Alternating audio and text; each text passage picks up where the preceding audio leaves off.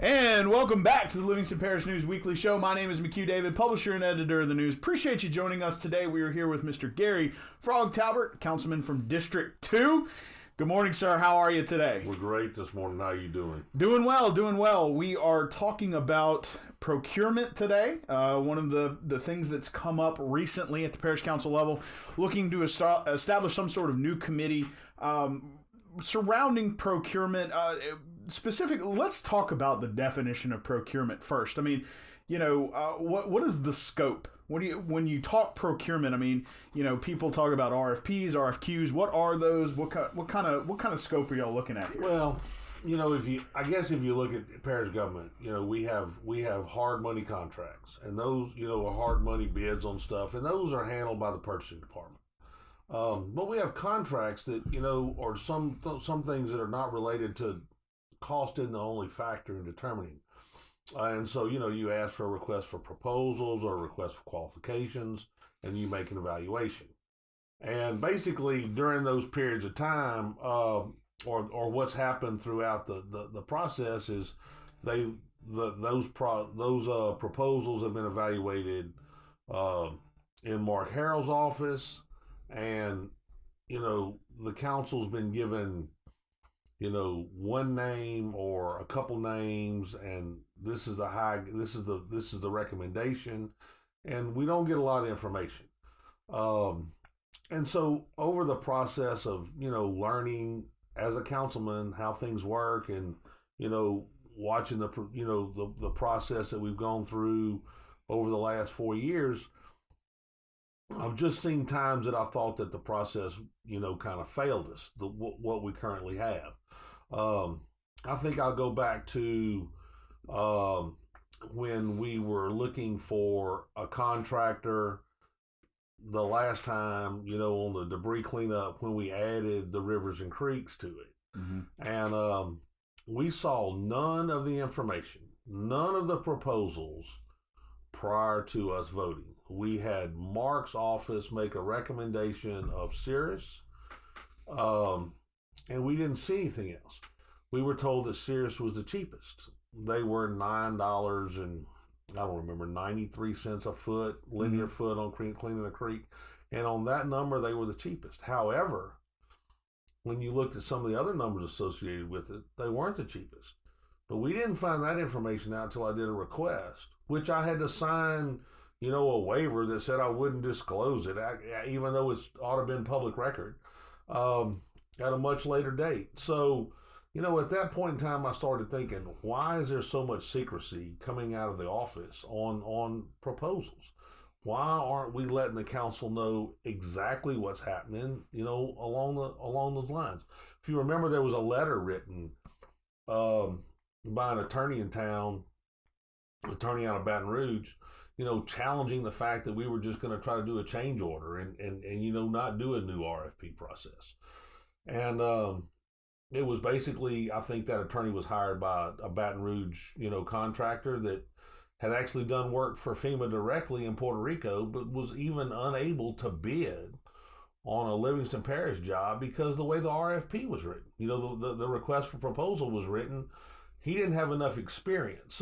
So we've got a Baton Rouge contractor that is multifaceted, working in chemical plants and doing, all kind of other, geotechnical type stuff.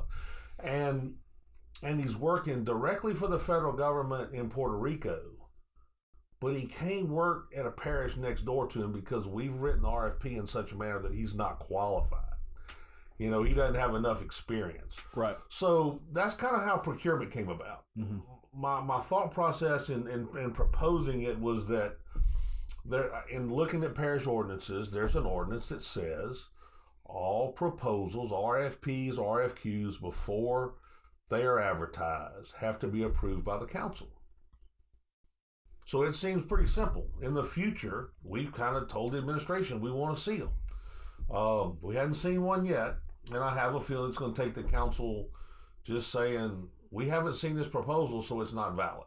Right. That's going to have to happen at some point in time in the future for the administration to start sending us RFQs, RFPs. That's my opinion.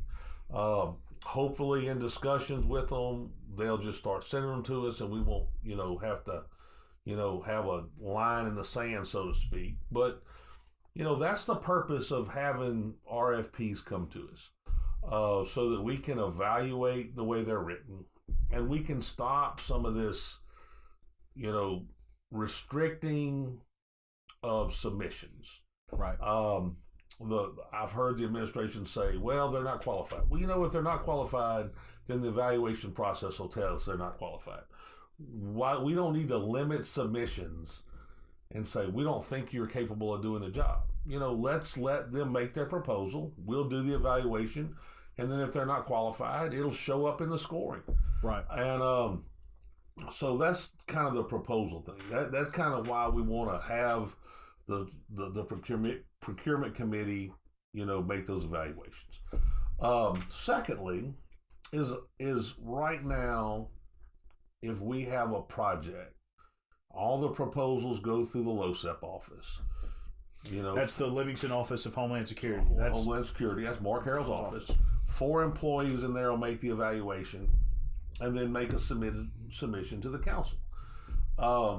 That's kind of done in Mark's office. It's not publicly, it's not in front of the public. And there was one recently that, you wrote the article about, I had a discussion about. I felt that one employee dinged one, engineering firm hard on one particular thing, and it cost them, a project. When they are the engineering firm where the project's being done for that gravity drainage district, and it done all the design up until that point in time, and I just felt like that showed me that the system is flawed. right. What we're hoping to do is put this committee together, a few council members, and we've actually told the administration, if you want to put a couple members on the committee to help with the evaluation process, we're open to that. But it will be a public meeting. It will be an advertised public meeting where everybody who's making a proposal could come, and back in the day, when people used to bring us proposals, they had storyboards, and they went through storyboards. In this digital age that they have now, they can, put together a heck of a presentation about what they've done and submit them, and we can look at the paperwork, and we can make a public evaluation of, in front of everybody on the TV, of what we're seeing, and then make a short list recommendation to the council, and then let the council choose as a whole, and that again would be a public meeting in front of, everybody. If you got something kind of stale in your house, you go hang it on the clothesline, a little sunshine, a little fresh air, kind of makes it all smell better. I just think that, if we do this in the public light, right, there'll be a lot more transparency. I think people will, feel more comfortable about what's going on. We're having millions and millions of dollars worth of contracts, in canal cleanup and different things, whether it be hazard mitigation grant money or watershed initiative grant money, whether it be HUD money. I mean, there's a lot of money that's coming into this parish. And I just feel that as those contracts are awarded, they need to be awarded where the people know what's coming. A lot of the process as it's been, there'll be a project funded. Mark and them will do the RFPs. The council doesn't know it's getting ready to happen until a proposal's brought before us. If we evaluate the RFP, it will become public knowledge what's going on, and people will know what's happening along these, in these creeks and bayous and different things that we're having cleaned out.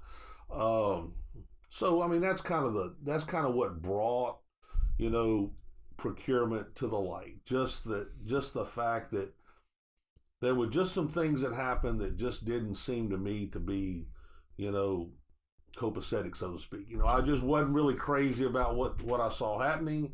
And so all I want to do is bring it to the light, to the public, in front of them, to let them see the evaluation process. there's some tricky things in that. The home rule charter gives the parish president a lot of discretion in awarding, professional services contracts. But the legislative auditors told us, anything over $150,000 should, best practices requires that proposals, public evaluation. So, there are things that we're going to ask, the parish president to give up some control over, by saying if it's over a certain dollar amount, it needs to have a public, proposal and evaluation. But anything that's not budgeted has to come before the council, so we have learned over 4 years, that if you put it in the budget, you might not ever see how the money's spent. Right. But if it's not in the budget and you're going to amend it at a later date, for match money or whatever, then it has to come before the council. So, I think we've kind of seen, we've all grown in this process. A little over 4 years ago, there were 9 new councilmen. Only 2 people had any legislative experience prior to that at all. Right. And so, it was a different process. I mean, several of us had served on boards and, related to different governmental entities. But, the actual process of how parish government worked and the budget was kind of new to a lot of people. And we've all grown through this process. And I think we're ready to move forward. I think that we now understand, kind of the parish president's role, our role as legislators, in parish government. And we're just trying to get this process as smooth as possible so that the people know how their dollars are being spent. Well, let's, and you jumped through a lot of the questions that I had set up for you, but I do want to go back and focus on that last thing you brought up, that learning process. I think that's important for a lot of people to understand, especially since, you guys voted in term limits, which, people asked for that. Y'all put, you and Scooter put it up there. It got voted on, it passed. So there are term limits. So in a lot of instances, people are going to have to deal with you guys being termed out, somebody coming in and somebody having to learn. So, when you're talking about procurement, this was a sort of a 4-year brainchild that you came up with. Talk to us about what it's like to have to sort of, not necessarily be limited. I don't know if that's the word, but to have to take that time to learn something new and having limited amount of time to learn it because you got 2 meetings a month. You've got a job, you can only fire off so many requests and things like that. So talk to us a little bit about that learning curve. The learning curve as a councilman, it was difficult. There's a lot to it. Look, I own my own business, right? So consequently, I'm the ultimate say. My consumers, the customers, I listen to what they say one way or the other, what they like, what they don't like, watch their purchasing patterns. But how my business is run is my decision. As a councilman, I'm one of 9 guys. I have constituents telling us what they like to hear, what they want to, or let me clarify, telling us what they want to see, what they need done. And you're their first contact. I need my ditch clean. Well, I don't have any control over what DPW does. All I can do is make the request, just like you make the request. Right. And you might have a great idea, but you've got to convince at least, 4 other people, to vote with you on that before it's something that can move forward. So there was a lot to the process. Not to mention, the first budget was approved by the previous council. So we just came in and I remember when they gave me my first budget, governmental accounting is kind of different than business accounting. Yes, so, it is. I sat down with Jennifer and she went over, Jennifer Myers, and we went over stuff. And look, every year I got a little better at it, but it was still confusing. It's, like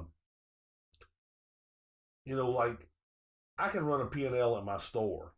I can go to my little computer, pull up a report. We're writing checks electronically. We're entering daily sheets every day. So I can generate a P&L that's pretty accurate. There might be some adjustments for, accruals on insurance and some other things. But for the most part, I can give you a pretty accurate P&L. Um, if you think that government's going to give you an accurate where they are on the budget like that, it doesn't happen. No. It's a process. Jennifer, it might take her, a couple months to get something ready. So when we talk about amending the budget, it's not something that can just happen overnight. So we've kind of had the process that if we approve an expenditure that's not in the budget, it's kind of saying, okay, we know we're going to spend this money. We're okay with spending this money. And, at some point in time in the future, we're going to amend the budget. And that's an item that we've agreed to amend. Whether that process is always the best way, it's kind of how we've done it over the last 4 years. That's kind of how we've, done things. Like sometimes match money won't be in a particular department. But when we approve the contract, we know that there's a 10% match. We're basically saying it's okay to spend that money. We're going to fix it in the budget at some point in time when we decide to amend it. When we passed this budget last December, we targeted coming back to us in April to look at the road program. Right. That was specifically what we talked about. So Jennifer's got work to do to be able to bring that to us in April so that we can amend that budget.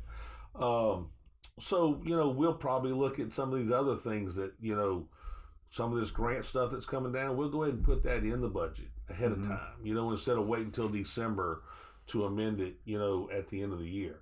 So when you think about a budget, you say, okay, if I put, $500 in this department, I can only spend it. Well, that's technically, that's like the guide.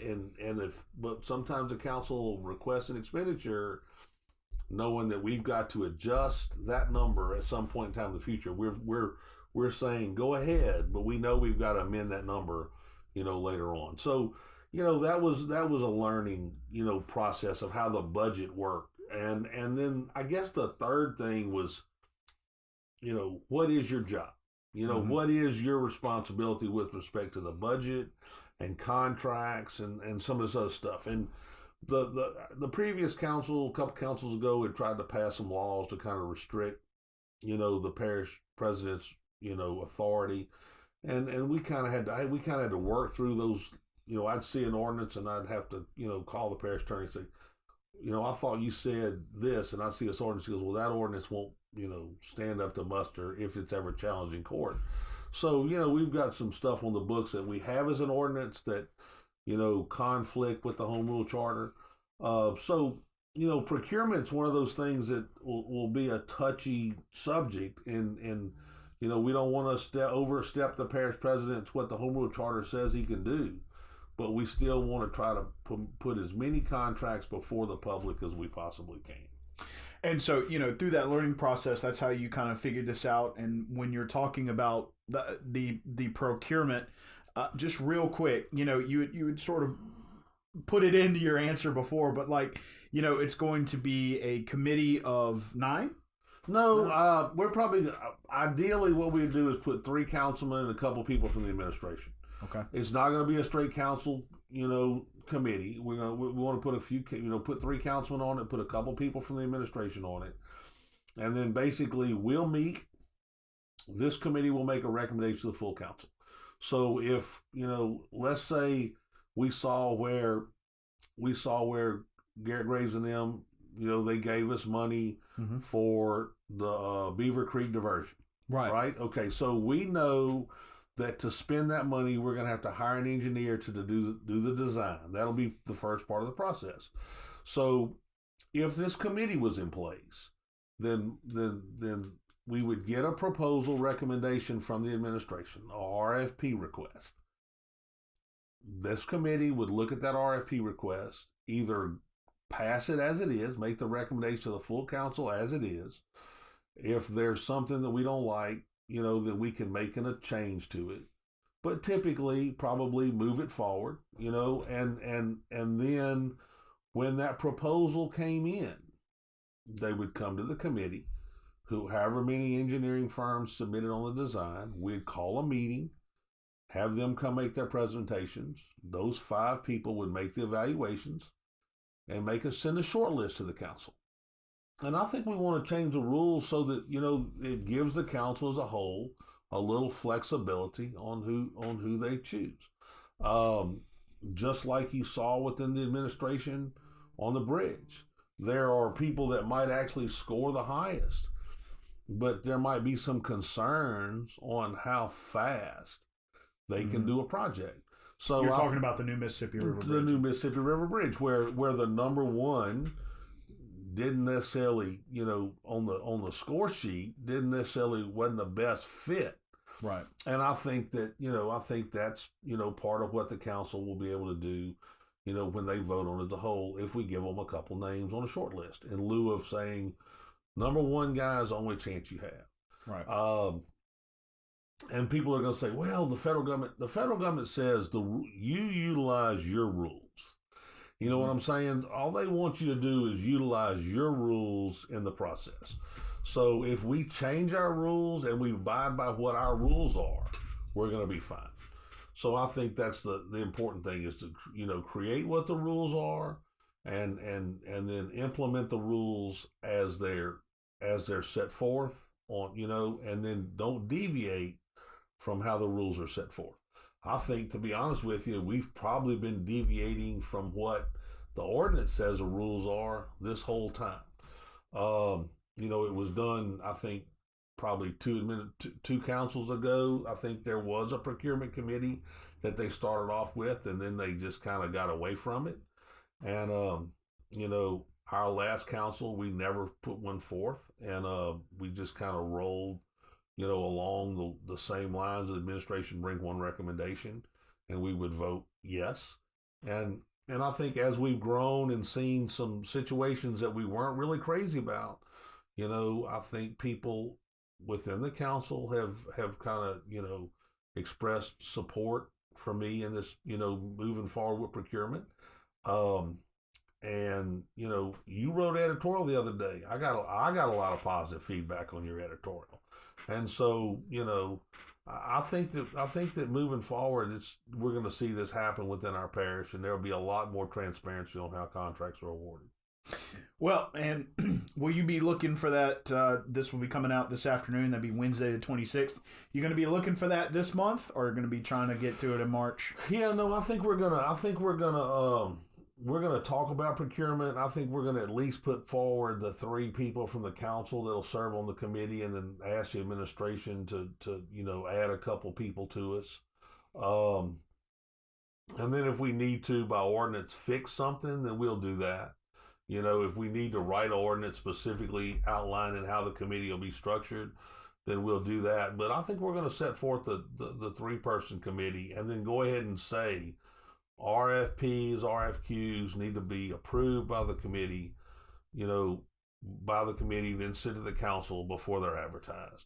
And then get that process rolling, and then, wait for the administration, to either send us the proposals or, hopefully we work this out.